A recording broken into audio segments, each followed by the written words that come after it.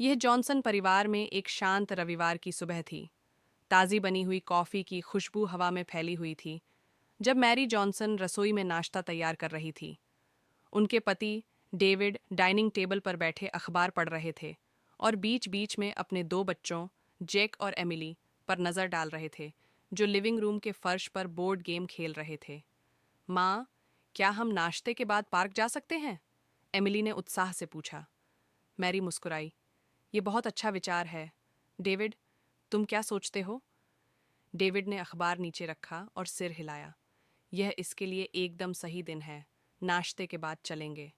परिवार एक साथ बैठकर पैनकेक और अंडे का नाश्ता करने लगा और दिन की योजनाओं के बारे में बातें करने लगा। नाश्ते के बाद वे सभी तैयार हुए और पास के पार्क की ओर चल पड़े, जहां सूरज चमक रहा था और हल्की हवा पेड़ों की पत्तियों को सरसराहट दे रही थी। जेक और एमिली झूलों की ओर दौड़ गए, जबकि डेविड और मैरी एक बेंच पर बैठकर उन्हें मुस्कुराते हुए देख रहे थे। ये कितनी जल्दी बड़े हो रहे हैं, मैरी ने डेविड के कंधे पर सिर टिकाते हुए कहा। डेविड हंसा। हाँ, लेकिन मुझे इन्हें इस तरह खुश देखकर बहुत अच्छा लगता है।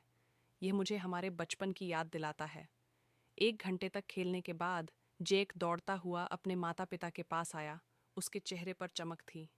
पापा, क्या हम कैच खेल सकते हैं? डेविड मुस्कुराकर खड़े हो गए। बिल्कुल बेटे।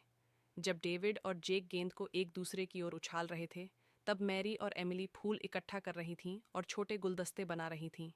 दोपहर हंसी और खुशी में बीत गई। परिवार इस सरल लेकिन अनमोल समय को संजो रहा था।